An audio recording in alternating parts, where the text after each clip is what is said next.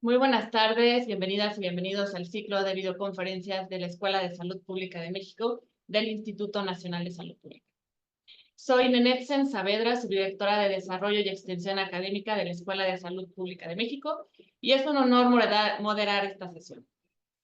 Y bueno, quiero comentarles que estas videoconferencias han sido diseñadas con fines académicos y con el objetivo de mantener actualizados a profesionales y estudiantes del área de la salud, así como aquellos relacionados con otras áreas afines. Y en este 2024, bajo el lema de la innovación científica, la transformación social, hoy abordaremos el tema evaluación de impacto aplicada a programas de salud con una gran invitada, que es un honor que esté aquí también con nosotros, la doctora Jacqueline Elizabeth Alcalde Rabanal. Y antes de cederle la palabra, quiero leer brevemente su cápsula biográfica. La doctora Alcalde es docente, es investigadora en el Centro de Investigación en Sistemas de Salud del Instituto Nacional de Salud Pública. Es doctora en Ciencias en Sistemas de Salud por la Escuela de Salud Pública de México, del Instituto Nacional de Salud Pública. También tiene una maestría en Gestión de Servicios de Salud por la Universidad Peruana Cayetano Heredia. Pertenece al Sistema Nacional de Investigadores, es nivel 2, y ha publicado más de 60 artículos científicos en revistas de alto impacto. Ha implementado y evaluado proyectos para la cooperación técnica suiza, cooperación técnica holandesa, también para el Banco Mundial, el Banco Interamericano de Desarrollo, la Organización Mundial de la Salud, la Organización Panamericana de la Salud, así como UNICEF, entre otras organizaciones de la región. Sus áreas de investigación es la evaluación e investigación de implementación de programas, salud materna, recursos humanos y de primer nivel de atención. Doctora, muchísimas gracias por estar aquí. Adelante con su presentación. Su micrófono, por favor. Bueno, pues muchísimas gracias por la posibilidad de interactuar con los alumnos y con la gente que está interesada en la evaluación de programas.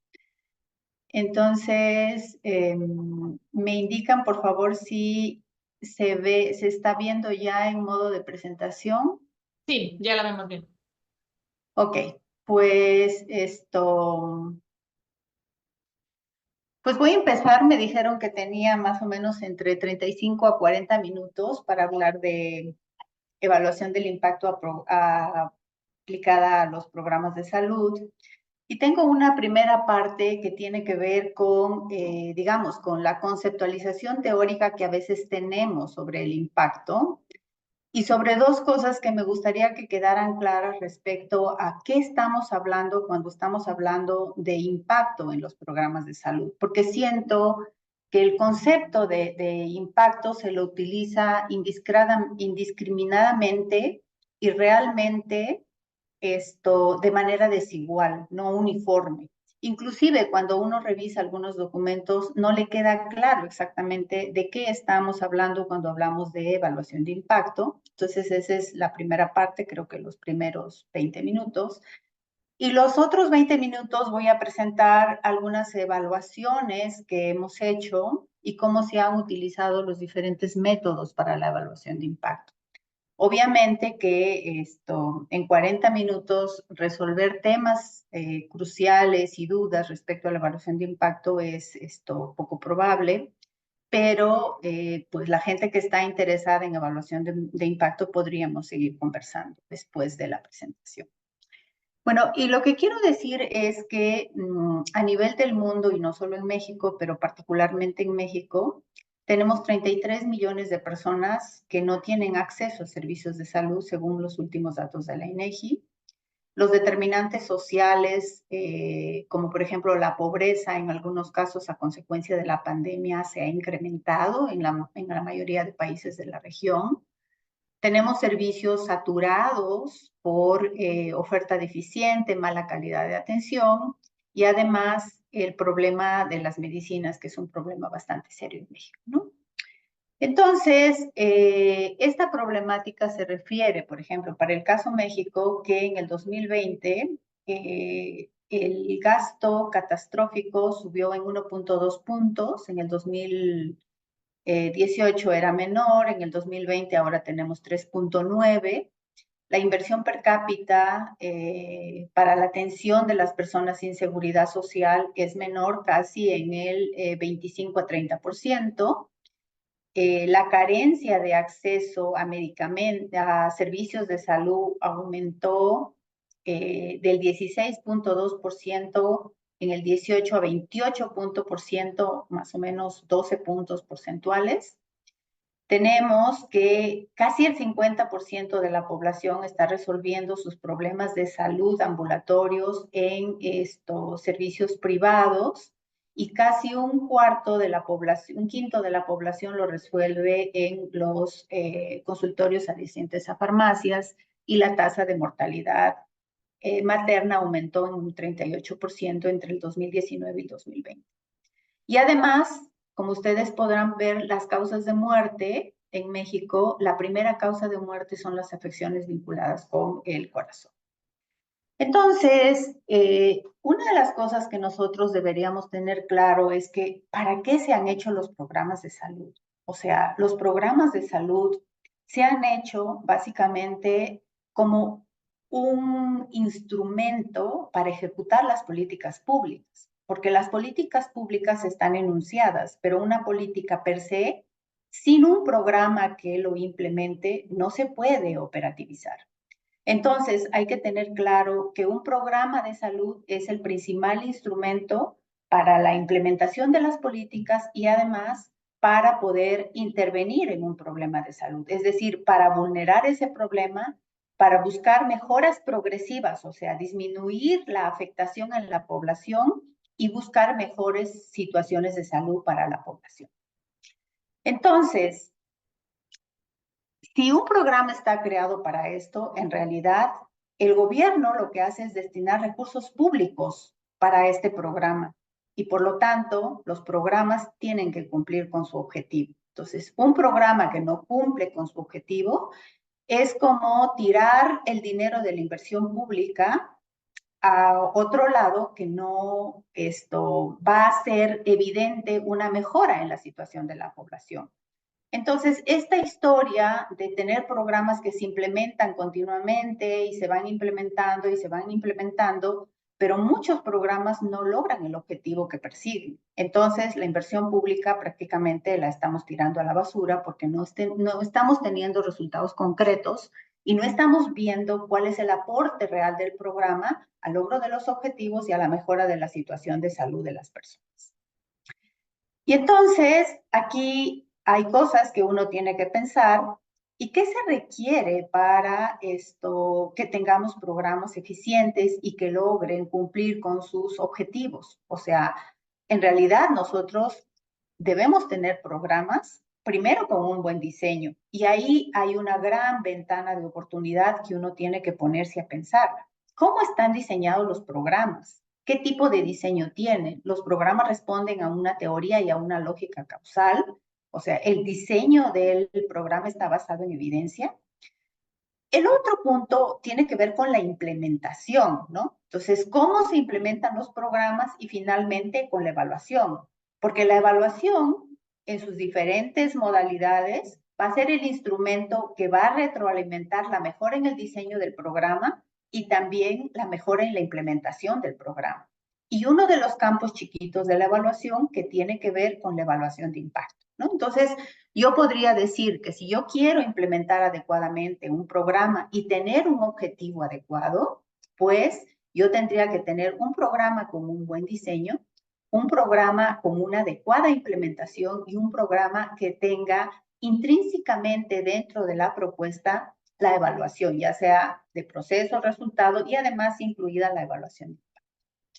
Entonces, partiendo de esta reflexión inicial, ¿qué es la evaluación de impacto? Porque es necesario que uno clarifique a qué nos estamos refiriendo cuando estamos hablando de la evaluación de impacto. Entonces, la evaluación, estoy en una conferencia. La evaluación de impacto es un procedimiento que intenta estimar los efectos de un programa sobre la salud de una población y la distribución de dichos efectos sobre la población. Entonces, esta estimación del efecto es lo que realmente es la estimación del impacto y no una simple medición de resultados. Voy a explicarme con detenimiento a qué me estoy refiriendo cuando hablo de efectos de un programa. Entonces, ¿cuáles son los objetivos de la evaluación del impacto? Los objetivos de la evaluación del impacto es identificar efectos positivos y negativos de un programa, porque cuando uno interviene en un programa, no solamente tiene efectos positivos, también puede ser de que si el programa no tuvo un adecuado diseño y una adecuada teoría bajo el cual se diseñó, puede ser que el programa tenga efectos negativos. Lo otro es que la evaluación de impacto tiene que cuantificar los efectos del programa, es decir en cuánto, no solamente decir que hubo un efecto, sino en cuánto. Esta evaluación de impacto intenta formular propuestas para gestionar hacia el logro de los objetivos en el futuro y además apoya a los tomadores de decisiones a tomar decisiones adecuadas respecto a si el programa tuvo o no los efectos esperados y además uno de los últimos objetivos es una mayor transparencia en la gestión de recursos. Porque ¿cómo es que tú vas a implementar un programa por X razones y no logras los objetivos? Y los desembolsos que ejecutan los programas en los países son inversiones millonarias. Entonces, en esta lógica, hay una lógica conceptual. Esta lógica que les estoy presentando es la lógica más o menos que está implementada en la Organización Mundial de la Salud y que habla de que la lógica conceptual de los programas tiene esta cadena que nosotros estamos presentando ahora. Una lógica de productos y una lógica de resultados. Entonces, en esta definición de la Organización Mundial de la Salud, cuando uno lee el documento, no termina con la claridad que debería. ¿Por qué? Porque aluden a llamar impacto solamente a indicadores a nivel poblacional. Y entonces, cuando uno reflexiona sobre si el impacto solamente son indicadores a nivel poblacional, entonces a uno le queda la duda de qué tipo de impacto estamos hablando. Fíjense, bajo este marco teórico de la Organización Mundial de la Salud, habla de que un programa tiene resultados de corto, mediano y largo plazo, y que los resultados de mediano plazo y de largo plazo son resultados a nivel poblacional, ¿sí? Y solamente el resultado final lo está llamando como que se le suele llamar impacto. Y por lo tanto, cuando a veces hablamos de evaluación de impacto, pensamos que hacer una medición de un resultado final como mortalidad o incidencia de enfermedades podría ser que nosotros estamos haciendo una evaluación del impacto. Si nosotros analizamos esta cadena causal que tienen todos los programas y que en realidad deberían analizarse antes de la implementación de un programa, entonces, lo primero que podríamos hacer antes de hacer una evaluación de impacto es analizar la cadena causal del programa. A nivel de insumo, ¿qué es lo que tiene el programa como insumos? Staff, equipos, infraestructura. A nivel de proceso, ¿qué tipo de actividades ha implementado como capacitación, logística? A nivel de productos, ¿no? ¿Qué es lo que está produciendo los procesos a nivel de productos? Y a nivel de los resultados, creo que ahí deberíamos ser muy acuciosos de qué estamos hablando como resultados de mediano plazo y resultados de largo plazo. Entonces, los resultados de mediano plazo siempre tienen un cambio de comportamiento a nivel poblacional. O sea, es decir, que si yo implemento en el programa charlas o una estrategia educativa para el uso del condón, como actividad o como producto, yo podría decir que son los talleres de capacitación que hice en la población para el uso del condón, Pero a nivel de resultados de mediano plazo o de largo plazo, a nivel de resultados de mediano plazo, yo tendría que comprobar a nivel de población cómo está el uso del condón, si lo usan adecuadamente y qué porcentaje de población usa el condón. Y como resultado final, de repente podríamos hacer una evaluación o escoger un indicador que tendría que ver con las enfermedades de transmisión sexual o con la disminución del embarazo en adolescentes. Entonces, esta es la lógica teórica de un programa y esta lógica teórica es la que llega a generar confusión en la definición de la evaluación de impacto. Me voy a pasar ahora a los elementos metodológicos y retomaré nuevamente esta lógica de la cadena causal para explicar a qué nos estamos refiriendo cuando hablamos de evaluación de impacto en programas de salud. Fíjense, nosotros cuando implementamos un programa en un determinado tiempo y tenemos un indicador que podría ser, podríamos pensar en la tasa de mortalidad infantil o podríamos pensar en enfermedades crónicas o alguna otro indicador que de acuerdo a nuestra cadena causal nosotros hayamos identificado. Entonces, en este periodo de tiempo, si yo hago una medición en el tiempo cero, que es al inicio del programa, o yo puedo decir, yo puedo hacer una evaluación de impacto de medio camino a mitad de la implementación de un programa, un proyecto, después de unos 3 o 4 años, o una evaluación del impacto de unos 5 años. Lo que sí hay que estar claros que una evaluación de impacto no se puede hacer en cortos periodos de tiempo. Tiene que el programa estar consolidado para que yo pueda hacer una evaluación de impacto. Entonces, la pregunta en este sentido es, ¿cuánto de estos resultados que yo estoy mostrando en el programa se deben realmente al programa y no a otros efectos externos que hagan que este indicador cambie? Entonces, el reto de la evaluación de impacto está en responder a esta pregunta. La pregunta es, ¿cuál es el cambio? ¿Cuánto de este cambio se debe al programa? Y en este sentido, aquí aparece lo que se denomina cómo es que nosotros podemos estimar el cambio que podría tener una población si es que el programa no se hubiera implementado. Porque hay un cambio definitivamente, ¿no? Por efecto de otros factores. Si nosotros vemos aquí, este es el efecto de otros factores. El efecto que produce un cambio y que no necesariamente es atribuible al programa. Entonces, cuando nosotros estimamos el efecto del programa, cuando yo implemento el programa y el efecto del programa, si es que el programa no se hubiera implementado, entonces estamos hablando finalmente de lo que se llama el impacto del programa. Pero en realidad, nótese en este gráfico que el impacto del programa solamente es la diferencia entre los individuos que no estuvieron involucrados en el programa, que sería el individuo Y, 1, 0, significa que no fue beneficiario del programa, y los individuos que sí participaron en el programa. Entonces, el diferencial del impacto del programa es solamente esta pequeña franja. ¿Por qué? Porque el efecto de otros factores también benefició a los individuos que estuvieron beneficiados con el programa y a los individuos que no estuvieron beneficiados por el programa. Y en este sentido, aquí viene el reto.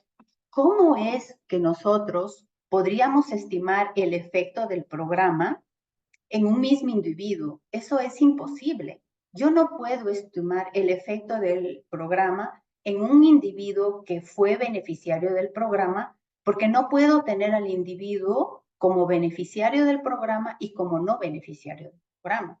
Entonces, ahí viene lo que se denomina los programas, la evaluación de impacto tiene que definitivamente estimar el contrafactual, o lo que se llama el contrafactual del indicador. Es decir, que yo tengo bajo modelos estadísticos y para aquí viene el uso de los métodos estadísticos, ¿cómo es que los métodos estadísticos me van a ayudar a estimar el contrafactual? Y para esto nosotros tenemos varios modelos de diseños para la evaluación del impacto. Voy a retomar nuevamente lo que decía anteriormente. Anteriormente, en esta lámina que presenté aquí, hablaba de que cuando yo leo algunos documentos, pareciera que se están refiriendo básicamente a evaluación de impacto de resultado final, o sea, de condiciones de salud, tasas de mortalidad, incidencia y prevalencia de enfermedades. Pero bajo esta lógica de reflexión que nosotros estamos haciendo para la evaluación del impacto y que tiene que ver con la fracción atribuible básicamente a lo que el programa produce como efecto después de una intervención, entonces viene dónde puedo hacer yo evaluación del impacto.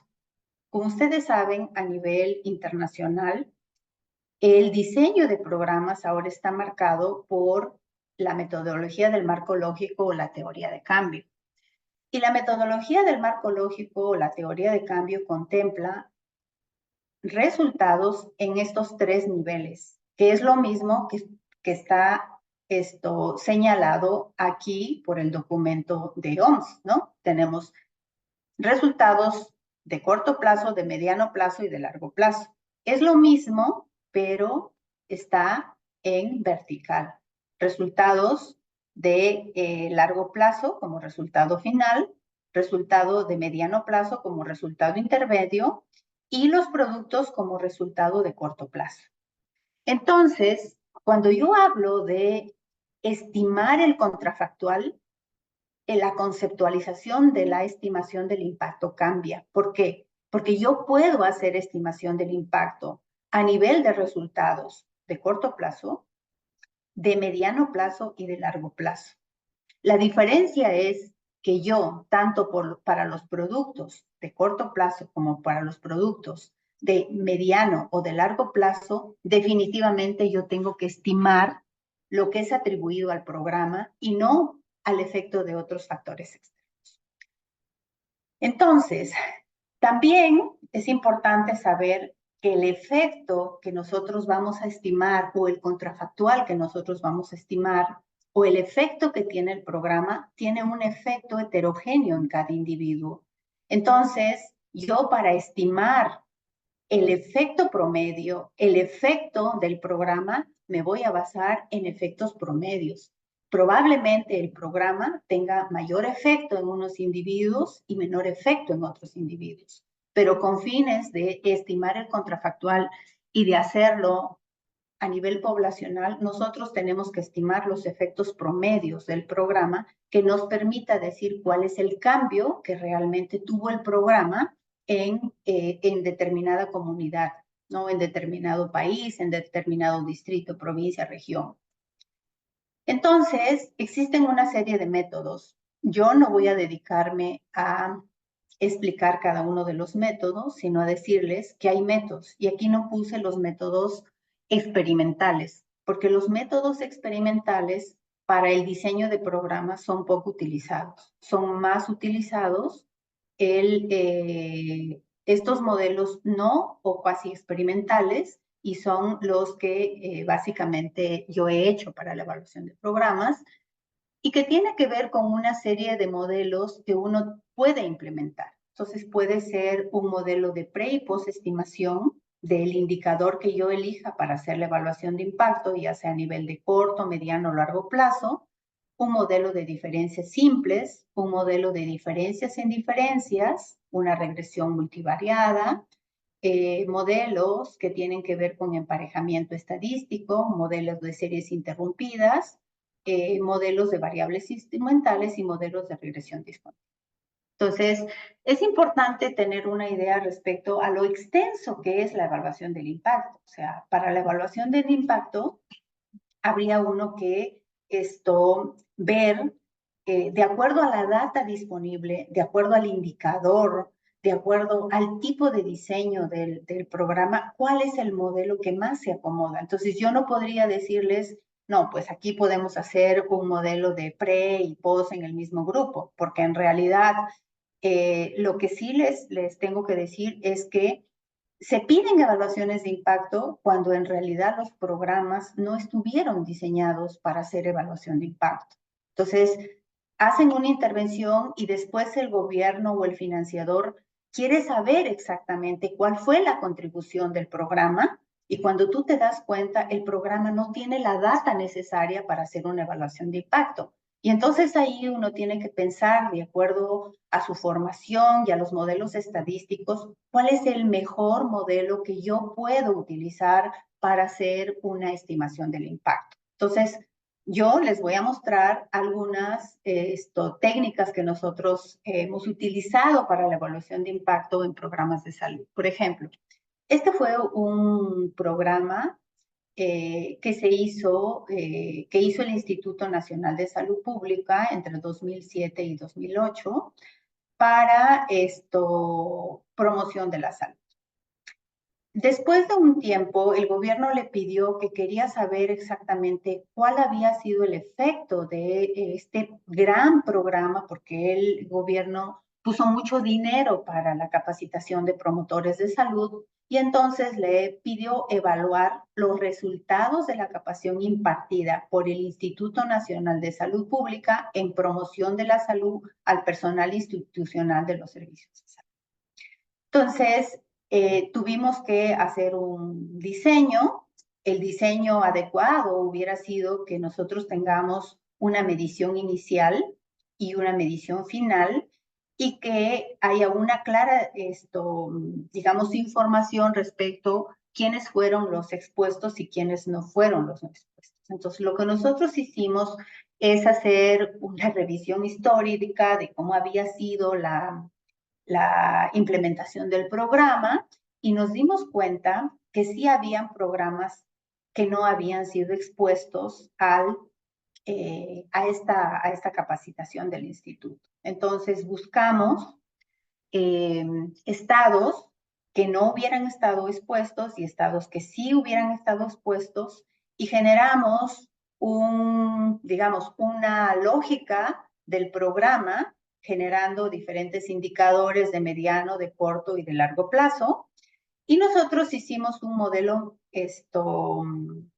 mixto y un modelo de diferencias simples, ¿no? Entonces, incluimos a estados que hubieran estado beneficiados por este programa y estados que no fueron beneficiados por este programa, y hicimos esta estimación. Cuando hablamos de diseños mixtos, si ustedes se dan cuenta, en el cuadro 3 se presenta la información cualitativa. O sea, hicimos un análisis cualitativo para comparar las diferencias conceptuales en promoción de la salud, tanto en estados intervenidos como con estados no intervenidos.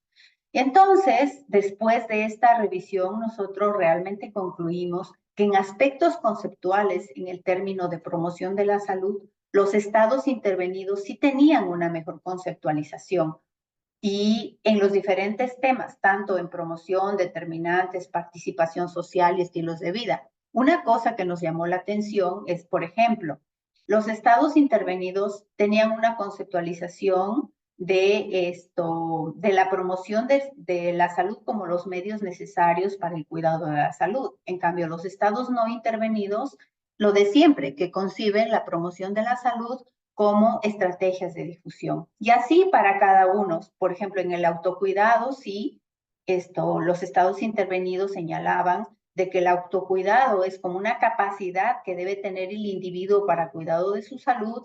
En cambio, los estados no intervenidos hablaban como el cuidado personal de la familia, el entorno, con la finalidad de prevenir enfermedades. Entonces, hay claras diferencias cualitativas. En torno a, ya digamos, por ejemplo, hicimos un score, ¿no?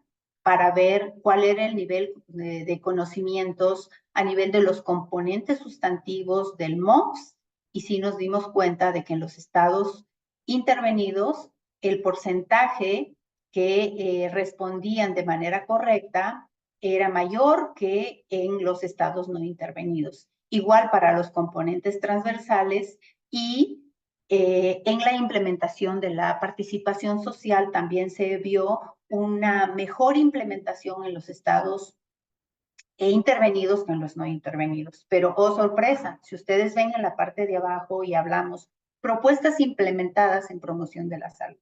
En propuestas implementadas en promoción de la salud no encontramos ninguna diferencia en los estados que habían sido beneficiarios del programa y en aquellos estados que no fueron beneficiarios.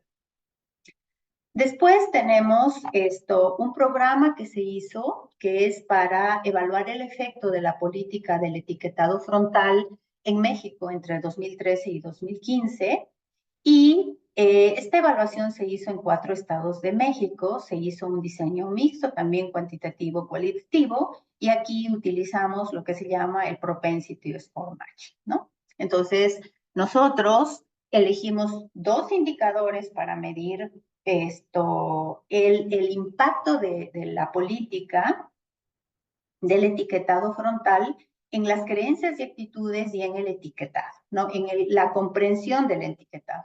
Entonces, si ustedes ven aquí, cuando hicimos el score de propensity, encontramos claras diferencias entre entre el efecto de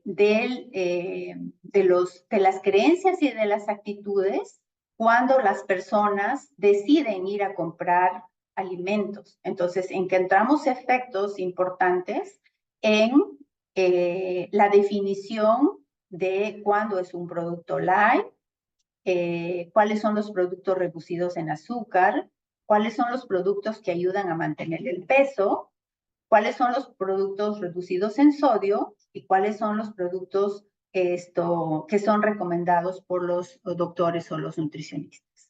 Pero ya cuando evaluamos el efecto de esta gran campaña de difusión que se hizo para el uso del etiquetado frontal, entonces encontramos, por ejemplo, que el GDA, que fue una nueva, como tenían unos nuevos criterios para el etiquetado frontal, la población no confiaba en el etiquetado, en la información que daba el GDA, y esto permaneció sin cambios tanto en el 2013 como en el 2015.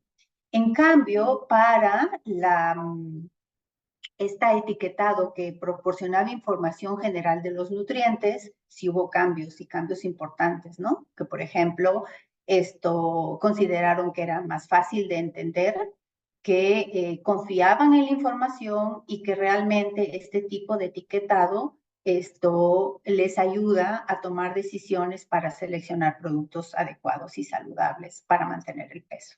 Entonces, estas evaluaciones iniciales pues sirvieron para apoyar y para el diseño final del etiquetado frontal de alimentos que tenemos actualmente en México. Después tenemos otro programa que se hizo, la evaluación del impacto de otro programa que se hizo en Perú, que fue un programa muy grande financiado por el Banco Interamericano de Desarrollo y el Banco Mundial de la Salud, y el Banco Mundial, perdón, entre 2009 y 2015. Este fue un proyecto bastante grande, una evaluación muy grande, que pretendía evaluar el diseño, el proceso, el resultado, la eficiencia financiera y el impacto. Aquí les voy a presentar solamente los resultados del impacto. Y el impacto básicamente en la salud materno-infantil en Perú. Este programa se implementó en 9 regiones más pobres del país y también hicimos un diseño mixto, pero aquí utilizamos un modelo de diferencias en diferencias, ¿no? Para estimar el efecto del programa. Entonces, ¿cuáles fueron los indicadores que nosotros seleccionamos? Si ustedes ven, aquí están los indicadores en salud materna. Pusimos control prenatal, el control prenatal ajustado por calidad, partos institucionales, partos poscesárea, tiempo transcurrido para llegar al establecimiento de salud, porcentaje de madres que tuvieron problemas para la atención del parto, y en el niño, promedio peso al nacer, desnutrición crónica, anemia, infecciones respiratorias agudas y enfermedades respiratorias diarreicas agudas en menores de 3 años, y algo que tenía que ver con el gasto promedio en salud. ¿Por qué? Porque este fue un programa que estaba destinado a la población más pobre, entonces el efecto esperado es que realmente el programa hubiera beneficiado y que las familias pobres no caigan en gasto catastrófico, ¿cierto?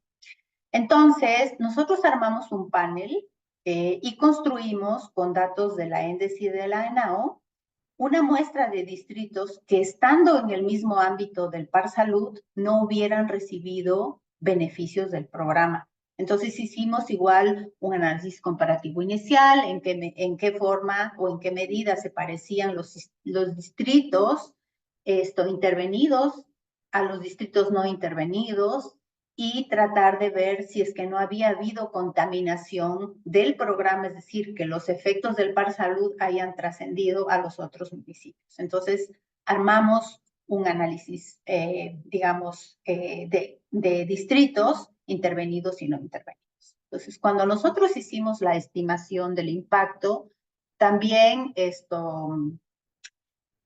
una sorpresa interesante, pero solamente encontramos un efecto importante en la cobertura de parto institucional, ¿sí? Y en los otros indicadores no hubo una clara evidencia de que el programa hubiera tenido un efecto. Cuando estimamos la intensidad de la intención del tratamiento, para indicadores en salud materna se vuelve a repetir el patrón y solamente encontramos un efecto importante en la cobertura de parto institucional en las 9 regiones donde intervino el programa de PAR Salud. En relación a los resultados de la salud infantil, solamente encontramos cambio en la desnutrición crónica de menores de 3 años. En los otros indicadores que nosotros habíamos seleccionado tampoco se identificó un claro cambio. Y finalmente, en la parte de la estimación del gasto de bolsillo, sí se observó que en los municipios intervenidos por el PAR Salud hubo una disminución en el gasto del bolsillo, en el logaritmo del gasto de bolsillo, en las familias que habían sido intervenidas por el PAR Salud. Y tenemos, ya con esto voy a terminar, me quedan unos 3 o 4 minutos, la evaluación de impacto de programas en Ecuador, como consecuencia de la pandemia, el UNICEF quiso saber cuál había sido realmente el efecto de la pandemia en la atención integral materno-infantil y en el exceso de mortalidad en Ecuador. Esta evaluación se hizo en 5 provincias del Ecuador, las más pobladas, donde se localiza el 50% de la población. Fue un diseño mixto y utilizamos aquí un modelo de series de tiempo y 2 modelos para estimar el exceso de mortalidad, que es el modelo de Gauss y el modelo de Poisson. Y entonces nosotros armamos cuál era la lógica de la intervención en el Ecuador y cuál había sido los efectos indirectos de la pandemia. Entonces nosotros trabajamos con este marco conceptual, pero decidimos medir el impacto básicamente en la tasa de mortalidad materna y en la tasa de mortalidad infantil. Y en otros indicadores intermedios también hicimos una serie de tiempo que ahorita les voy a mostrar. Entonces, el promedio de consultas prenatales entre 2017 y 2020, si ustedes ven, hasta antes de la pandemia tenía un comportamiento desigual, pero viene la pandemia y el promedio de consultas prenatales por mes cae definitivamente y trata de recuperarse, pero la recuperación es bastante lenta. Y así como estas estimaciones tenemos para muchos indicadores de salud materna como parto, atención de emergencia, no sé, tenemos varios indicadores, aquí solamente por cuestiones de tiempo les estoy presentando uno.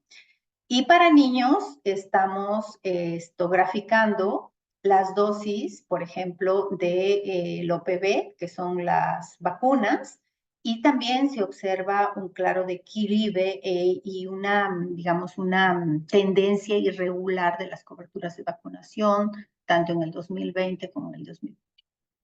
Entonces, también hicimos una serie de tiempo. Nosotros aquí estimamos las tasas de mortalidad infantil mensuales desde el 2017. Y es aquí cuando utilizamos el modelo de Gauss y el modelo de Poisson. Y si nosotros vemos que si no hubiera habido pandemia, la mortalidad en Ecuador hubiera sido mayor, la mortalidad en los niños. Es decir, que la pandemia tuvo ciertos beneficios que ya se corroboran ahora con otros datos que están publicándose a nivel del mundo, que los niños estuvieron mejor atendidos en el hogar, que las iras en los niños disminuyeron por el uso de la mascarilla y que la nutrición de los niños mejoró. Y por lo tanto, la tasa de mortalidad en los niños disminuyó y si ustedes ven, entre 31 y 29 puntos porcentuales. Y los dos modelos estiman de manera similar la trayectoria del vector de la mortalidad infantil, que hace que realmente también hicimos la estimación de estas tasas para estar seguros, porque al inicio no lo creíamos, con un modelo intercuartilar y el modelo intercuartilar también dio lo mismo. En el caso de la mortalidad materna, el exceso de mortalidad sí fue muy grande en Ecuador. Se estimaron más o menos en números 76 muertes maternas. Si no hubiera habido pandemia, 79 mujeres no hubieran muerto, pero como murieron, la tasa de mortalidad materna se incrementó en 26 puntos porcentuales. Igual, si ustedes ven, hay un alineamiento perfecto tanto en el modelo de Gauss como en el modelo de Poisson. Entonces, ya para concluir, lo que podría decir para cerrar esta breve presentación, que espero que sea motivadora de por qué es importante hacer una evaluación de impacto, es por qué es importante la evaluación de impacto y a las conclusiones que nosotros llegamos después de haber hecho múltiples evaluaciones de impacto en diferentes países. Es que la evaluación de impacto es una evidencia que realmente vincula la intervención del programa en la población objetivo del programa con los resultados vinculados estrictamente por el programa. Por ejemplo, en el caso de Par Salud, nosotros hicimos también un score de focalización y tratamos de identificar cómo el programa se había focalizado, porque ante el resultado de que no tuvo los efectos esperados en los otros indicadores de salud materna y nos vimos con la sorpresa que el programa no había focalizado adecuadamente desde un inicio la intervención. Por tanto, el efecto promedio del programa se diluyó en otras personas que fueron atendidas por el programa, pero a nosotros al hacer la medición, ese efecto promedio se diluyó. En realidad, la evaluación de impacto permite tener una idea clara de cuál es la ganancia concreta en términos de resultados por los recursos invertidos en el programa. ¿Por qué? Porque si nosotros estamos implementando un programa y estamos poniendo recursos públicos, es necesario que nosotros tengamos claro cuánto más estamos obteniendo en términos de resultados de mediano, de corto y de largo plazo por la intervención del programa. Porque si no, nosotros estamos poniendo dinero y no estamos estando seguros de cuál es el efecto concreto del programa. Esto, pensamos que una evaluación de impacto obliga a los tomadores de decisiones a una mejor implementación del programa, es decir, a una mejor focalización y a poder implementarlo de acuerdo a la teoría de cambio del programa que permita implementar los resultados. Es una herramienta obligada para la rendición de cuenta de los gobiernos y de los ciudadanos. ¿Por qué? Porque los ciudadanos necesitan tener información de cuál es el efecto que está generando los recursos públicos que ellos aportan con el pago de impuestos y que van definitivamente a los programas de salud. Los métodos son variados y en algunas ocasiones la evaluación de impacto requiere de ajustes. No hay el mejor modelo, como les decía desde un inicio, pero sí hay que tener claro que la evaluación de impacto se puede hacer con una adecuada modulación, con un adecuado análisis de supuestos que me permitan dar resultados objetivos respecto a cuál es el efecto del programa. Y lo otro que nos parece importante que los gobiernos deberían considerar desde el diseño del programa la evaluación de impacto y ver a la evaluación de impacto como un aliado para mejorar la eficiencia en la gestión y en el uso de recursos. Muchas gracias. Muchísimas gracias, doctora Jacqueline Alcalde, por esta presentación muy clara, donde vemos que justamente lo que mencionaba, la evaluación de impacto es una herramienta fundamental para comprender el efecto real que tienen los programas de salud en las comunidades, en las poblaciones en los que se implementan estos programas, y con la idea de entender a profundidad cómo afectan o cómo ayudan estos programas en estas poblaciones. Entonces, es una muy buena explicación. Y yo tendría una pregunta antes de pasar a las preguntas por parte de nuestros asistentes. En todos estos proyectos y programas que han evaluado, ¿cuál considera que son las lecciones aprendidas hasta el momento y qué recomendaciones puede hacer para mejorar el diseño e implementación de programas en salud? Mira, las lecciones aprendidas siempre ha sido de que, fíjate que todos quieren tener una evaluación de impacto, pero la evaluación de impacto no se contempla desde el diseño. Cuando tú no contemplas la evaluación de impacto desde el diseño, tienes que improvisar metodología para escoger el mejor método de acuerdo a la información disponible que tienes para mostrar el efecto del programa. Pero eso es bastante complejo. Si tú realmente considerarías que todos los programas necesitan una evaluación de impacto, los programas deberían tener desde el diseño contemplado una línea de base, ¿no? Y seleccionar desde un inicio cómo se va a hacer la implementación.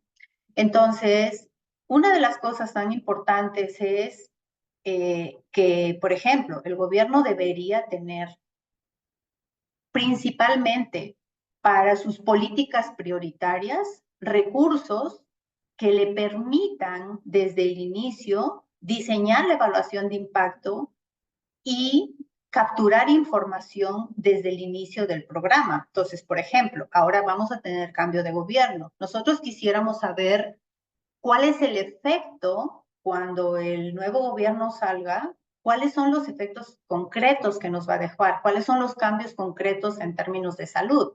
Entonces, el nuevo gobierno debería contemplar para sus programas prioritarios hacer una línea de base, ¿no? Que nos permitiría de una u otra forma hacer evaluaciones con menos sesgos, con menos errores y ser más objetivos y decir, mira, si hay un cambio y el cambio es este. Esa es mi lección aprendida y una recomendación, porque seguramente acá hay tomadores de decisiones.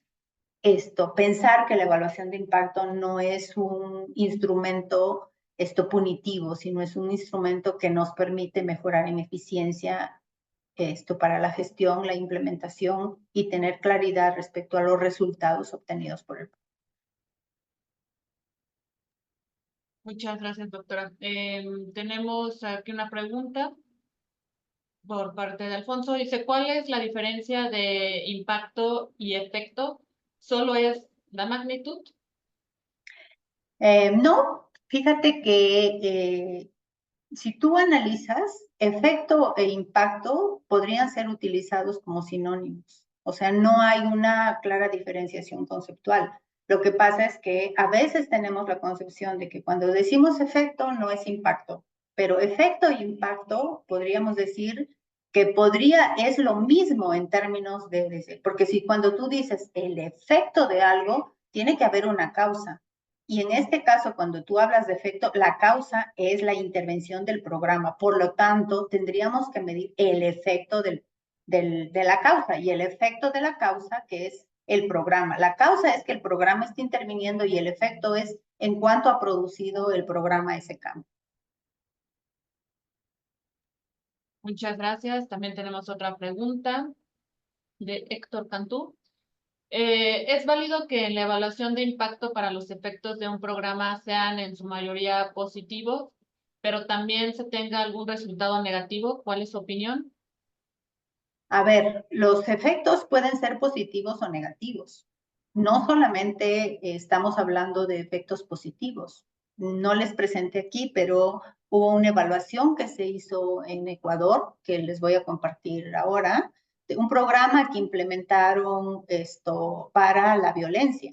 Entonces, cuando hicimos la medición del impacto, salió que había tenido un efecto negativo porque este programa se basó en capacitar a las mujeres los capacitaron a las mujeres en karate para que estuvieran preparadas ante un evento de violencia del esposo. Entonces, el programa no logró digamos, disminuir la violencia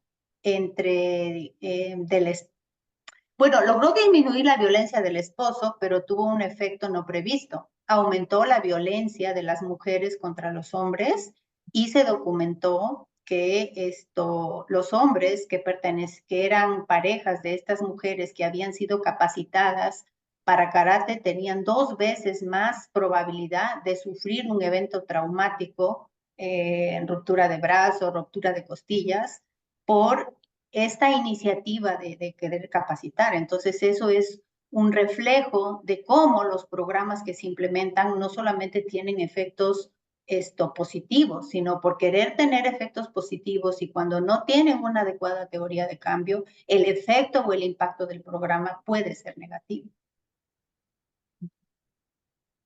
Ok, muchas gracias. Y relacionado a lo que ya estaba comentando también sobre los efectos negativos, lo que son los resultados de la evaluación del programa, ¿existen barreras o desafíos que ha identificado que afectan la implementación de los programas o la efectividad de los programas? Sí, una de las barreras más importantes es que los programas no tienen un adecuado diseño.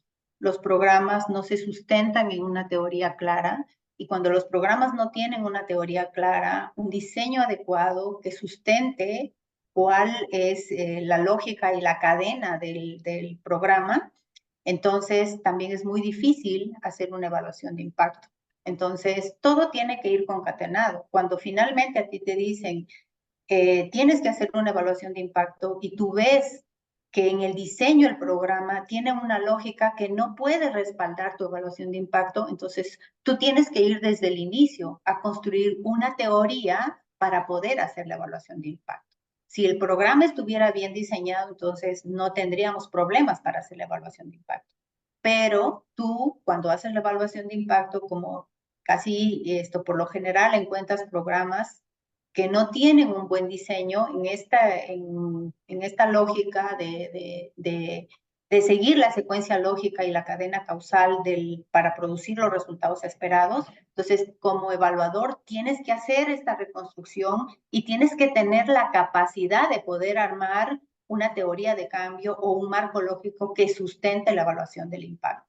O sea, no es solamente el modelo, o sea, para hacer una evaluación de impacto también se necesita conocer esta lógica, esta teoría que me permita sustentar por qué estoy midiendo este indicador en el impacto y no otro. Ok. Y bueno, como última pregunta que veo aquí, Armando nos pregunta, ¿existe alguna página o recurso sobre evaluación de impacto de acceso libre? Hay muchas, yo te puedo compartir Nenetsen, pero hay un documento muy importante que yo lo recomiendo, inclusive para las personas que están iniciando en evaluación de impacto, que es una guía de evaluación del impacto del Banco Mundial, que te describe claramente cuándo utilizar tal método y a los que manejan Stata, inclusive ahí están los do-file para hacer propensity score matching, diferencia indiferencias, modelos de regresión discontinua. Entonces, a las personas que están interesadas en autoaprendizaje, pues ese manual es genial, porque con ese manual no es que sea una receta de cocina, sino que te puede ayudar mucho para que tú puedas hacer una correcta evaluación de impacto. Ok, muchas gracias. Si nos la hace llegar, con gusto se los haremos llegar también a todo el público que se inscribió para esta videoconferencia. Y también quiero comentarles que la doctora Jacqueline Alcalde va a dar un curso de evaluación de impacto justamente en nuestro programa de verano para quienes quieran saber un poco más a detalle sobre pues esta metodología. Entonces, bueno, pues muchas gracias, doctora. Gracias por esta presentación. Y vamos a mostrarles su constancia de participación. Le agradecemos por esta videoconferencia en el tema de evaluación de impacto aplicada a programas de salud. Hay muchas felicitaciones, hay mucho agradecimiento por esta información que nos compartió. Y bueno, pues gracias a todos los que nos acompañaron y no se olviden que nuestra próxima videoconferencia será impartida por el doctor Jaime Sepúlveda Amor con el tema vacunación universal en México, recuperar lo perdido. Próximo 9 de abril a las 12 horas. Muchas gracias, doctora. Nos vemos pronto. Gracias, Hasta luego, Nenet. gracias a todos.